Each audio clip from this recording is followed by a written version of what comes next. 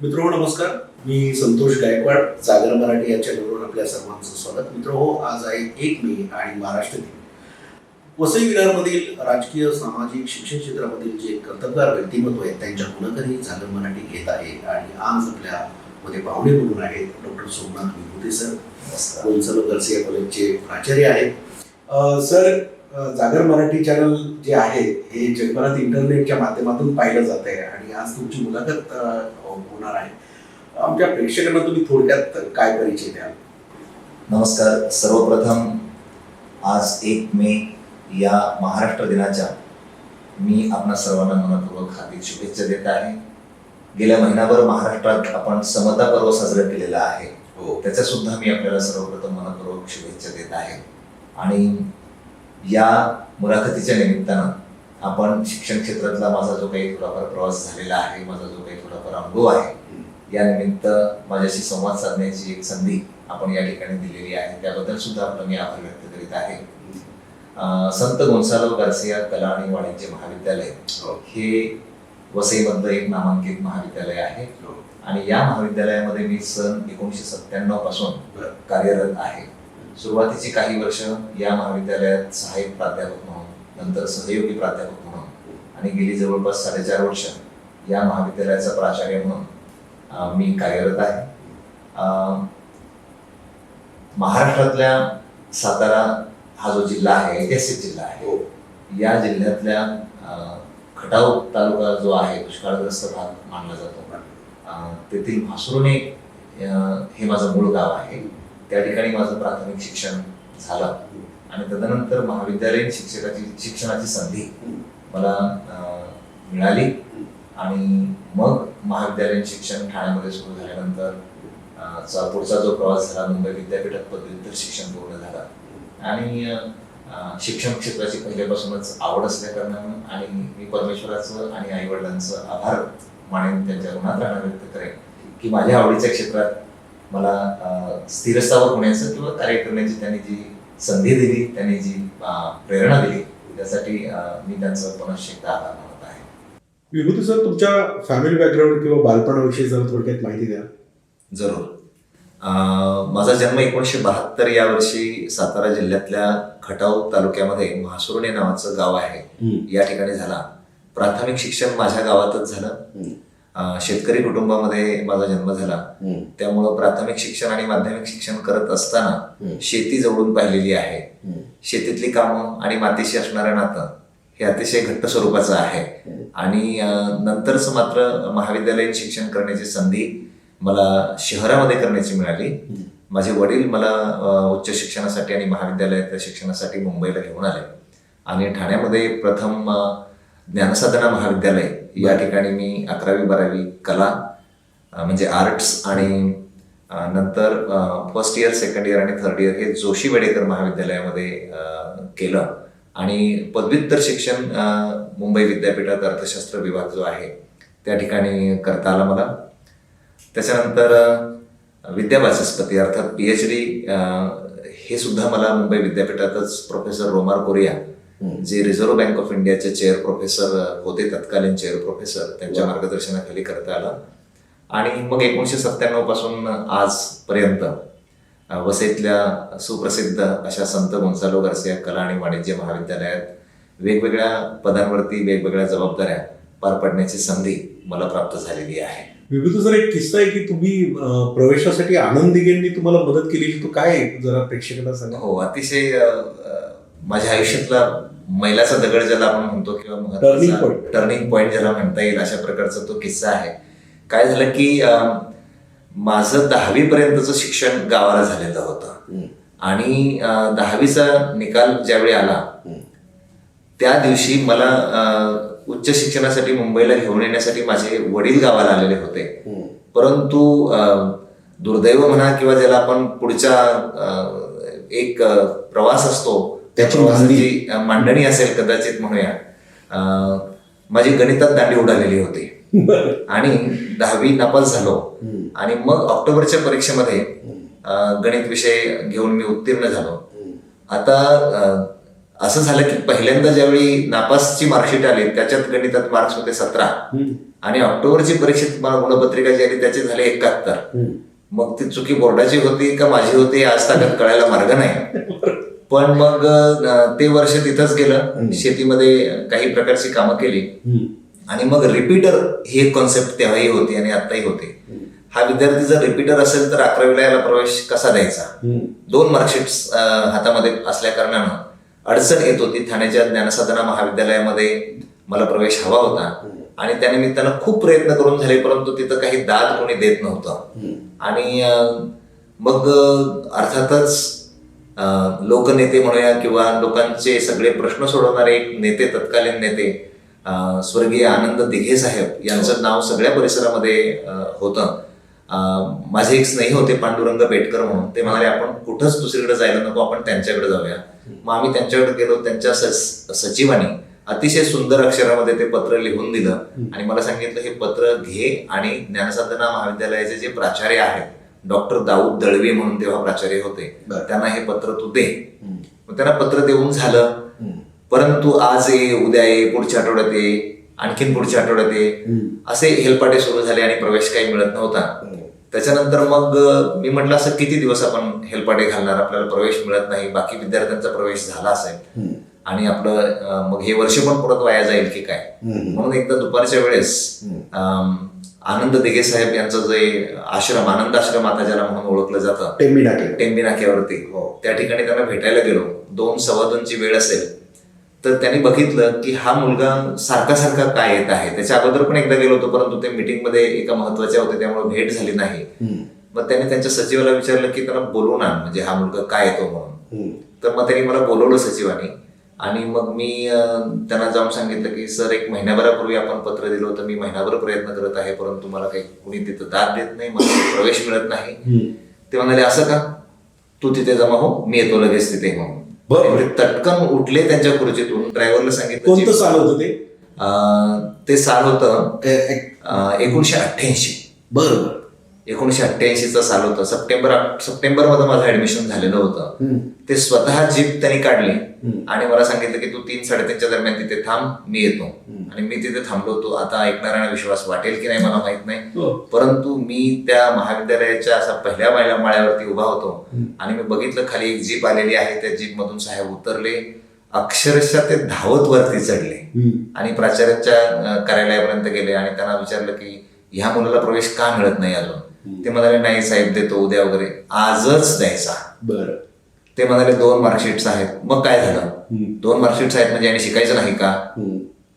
आणि असं करून मग त्यांनी प्राचार्याने सांगितलं आणि मग माझा प्रवेश झाला. ही माझी मुंबईमधल्या किंवा ठाण्यामधल्या उच्च शिक्षणाची अशा पद्धतीने सुरुवात झाली किंवा मुहूर्तमेढ रोवली असं म्हटलं तर अधिक वावगं होणार नाही.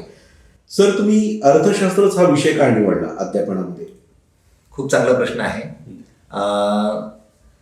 ज्युनियर कॉलेज झाल्यानंतर म्हणजे 12वीची परीक्षा झाल्यानंतर त्यावेळी मी गावावरून आलेलं असल्या कारणानं साहजिकच ओढ गावाची असायची. मग मे महिन्याची सुट्टी लागली की मी गावाला निघून जायचो.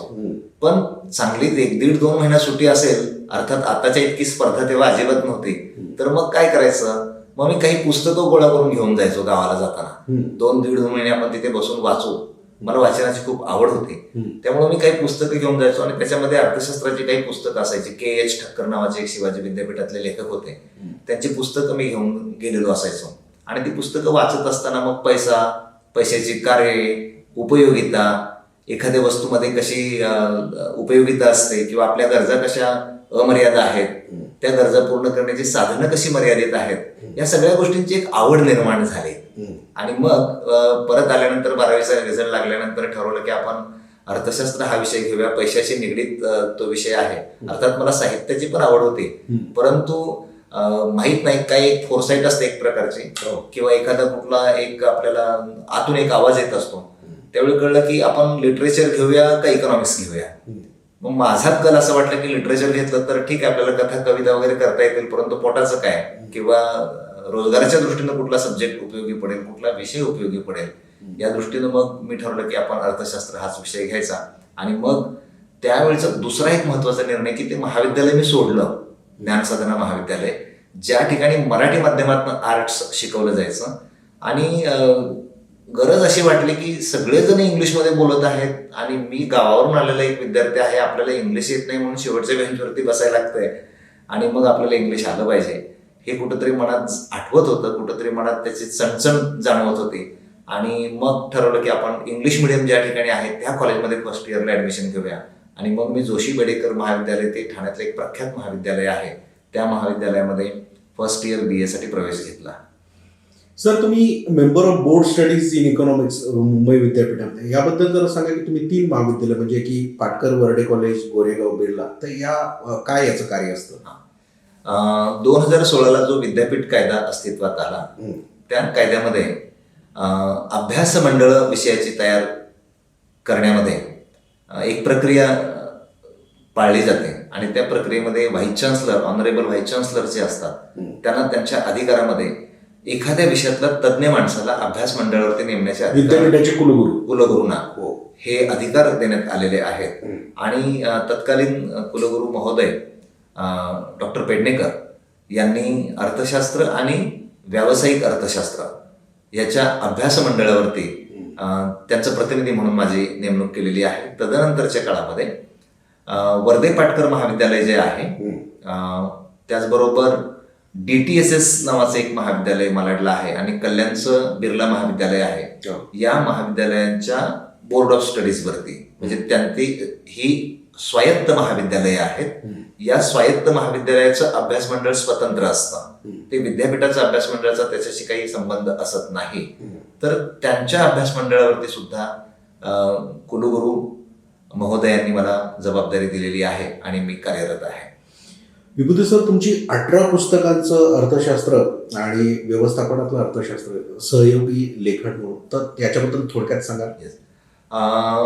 1997 मध्ये या महाविद्यालयात शिकवायला लागल्यानंतर सर्वसाधारणपणे वर्ष 2000च्या आसपास मी आणि माझे मित्र आणि आता शिवाजी विद्यापीठामध्ये प्राध्यापक पदावरती कार्यरत असणारे डॉक्टर महादेव देशमुख, आम्ही एकत्रच शिकलो विद्यापीठामध्ये. ते 1 वर्ष मला ज्येष्ठ आहेत, सिनियर आहेत.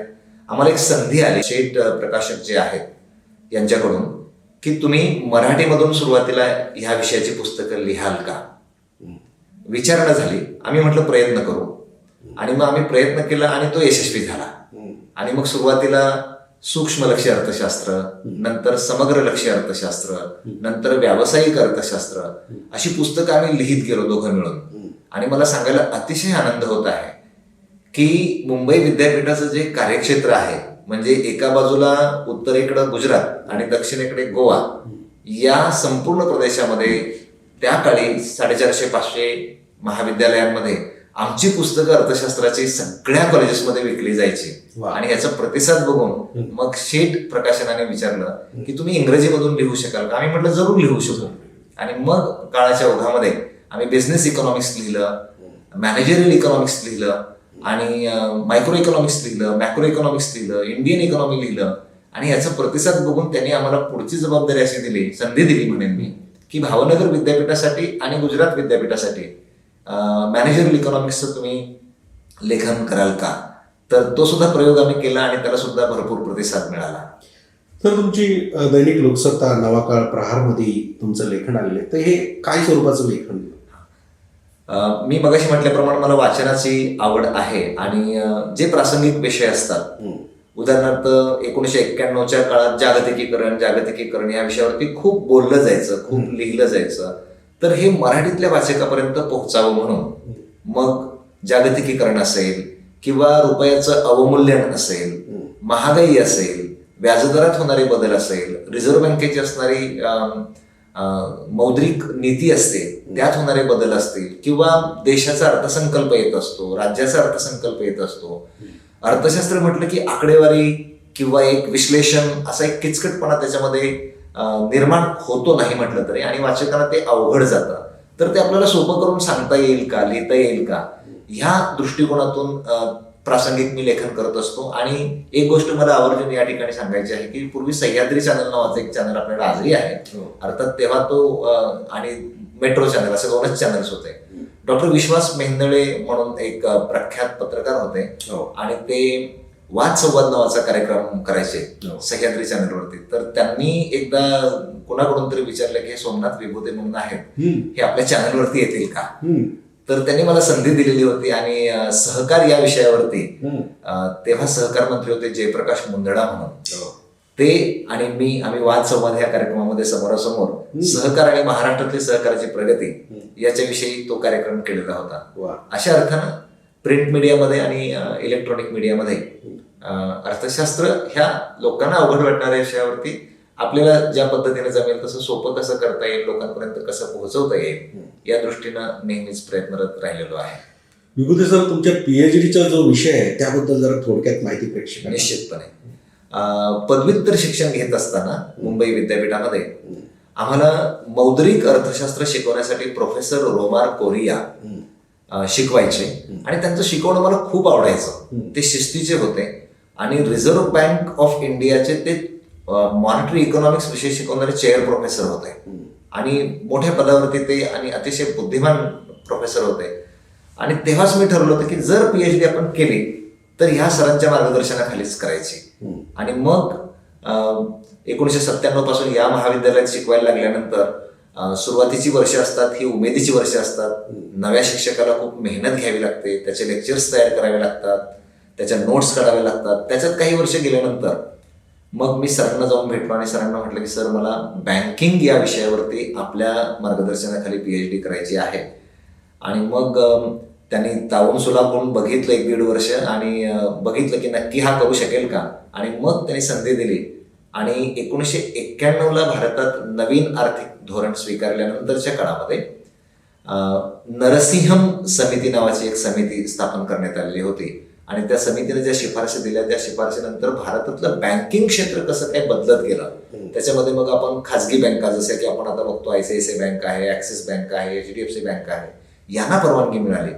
आणि मग माझ्या पीएचडीच्या विषयामध्ये मी बँकांच्या व्यवसायामध्ये जी विविधता आलेली आहे त्या विविधतेमुळे त्यांच्या उत्पन्नाचे प्रवाह कसे बदलत गेलेले आहेत आणि त्या बदललेल्या प्रवाहाचा परिणाम त्यांच्या नफाक्षमतेवरती कशा पद्धतीने झालेला आहे, त्यामुळे स्पर्धात्मकता कशी वाढलेली आहे आणि मग सरकारी बँका असतील किंवा खाजगी बँका असतील यांचं त्या स्पर्धेमुळे चांगलंच कसं झालेलं आहे का झालेलं आहे का हे तपासण्याचा एक प्रयत्न माझ्या थिसिसमध्ये मी केलेला आहे.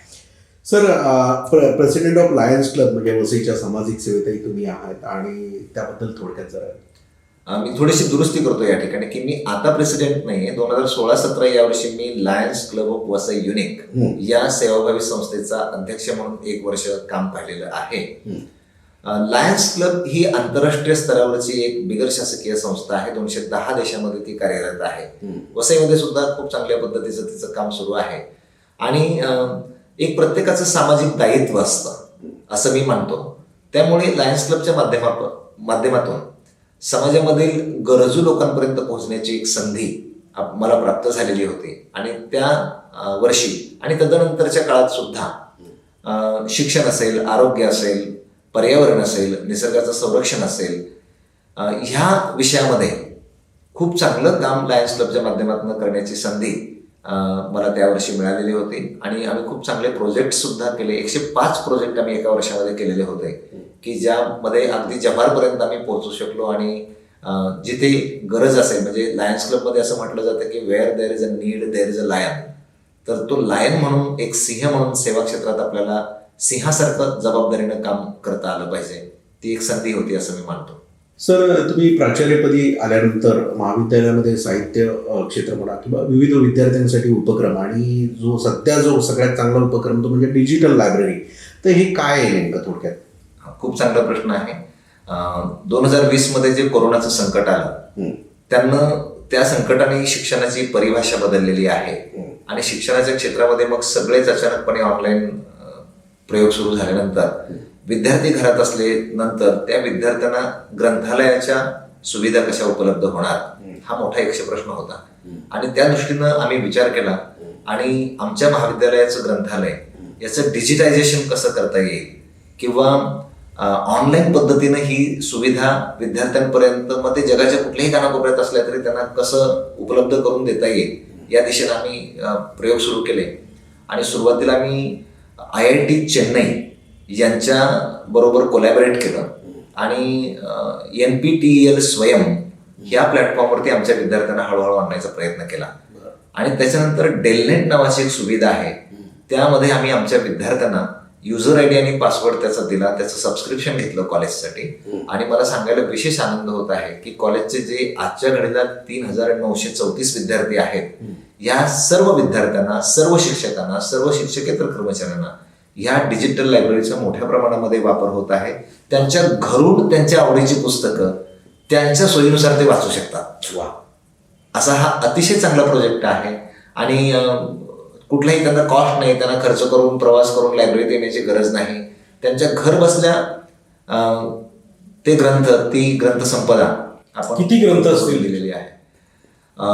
3 लाखापर्यंतचे ग्रंथसंपदा आहे. वा. काही हजारोमध्ये जर्नल्स आहेत, वा, काही ऑनलाईन सबस्क्रिप्शन्स आहेत. बर, आणि हे डिजिटायझेशन खूप मोठ्या प्रमाणात यशस्वी झालेलं आहे. आमचे विद्यार्थी आणि आमचे शिक्षक, शिक्षकेतर कर्मचारी सुद्धा त्याचा लाभ घेत आहे. आणि महाविद्यालयाचं सामाजिक दायित्व म्हणून आम्ही पोलीस स्टेशनला आणि वसई आगार जो आहे STचा, त्यांना सुद्धा त्याचं सबस्क्रिप्शन उपलब्ध करून देण्याची सुविधा उपलब्ध करून दिलेली आहे. वा, की त्यांचे कर्मचारी सुद्धा हे वाचू शकतील. छान. अशा पद्धतीचा हा डिजिटल लायब्ररीचा उपक्रम आहे. तर मित्रांनो, हे होते सोमनाथ विभूते सर, आणि त्यांनी जागर मराठी या चॅनलला आज महाराष्ट्र दिनानिमित्त मुलाखत दिली. सर, तुमचे खूप खूप आभार, तुम्ही आम्हाला वेळ दिला. सर, म्हणून सांगण्यास अत्यंत आनंद होतोय की आमचं जे जागर मराठी चॅनल आहे हे मराठी भाषा संवर्धन प्रसाराचं काम करतं. आणि आज माझ्याकडे एक पुस्तक आहे, गोष्ट एका सांस्कृतिक अपूर्व संगमाची, डॉक्टर फादर रोनी जॉर्ज यांनी हे लिहिलेलं आहे. मी ते तुम्हाला भेट देत आहे. धन्यवाद. धन्यवाद. मित्रहो, आज खरोखर आनंद होत आहे की 1 मे महाराष्ट्र दिन या दिवसाचं औचित्य साधून या ठिकाणी आपण हा मुलाखतीचा कार्यक्रम झाला. आणि त्यानिमित्त गोष्ट एका अपूर्व सांस्कृतिक संगमाची हे उत्तम पुस्तक आपण मला भेट दिलेलं आहे, त्याबद्दल धन्यवाद. पुनश्च एकदा आपल्या चॅनलला, आपल्या प्रेक्षकांना माझ्या मनपूर्वक हार्दिक हार्दिक शुभेच्छा. धन्यवाद.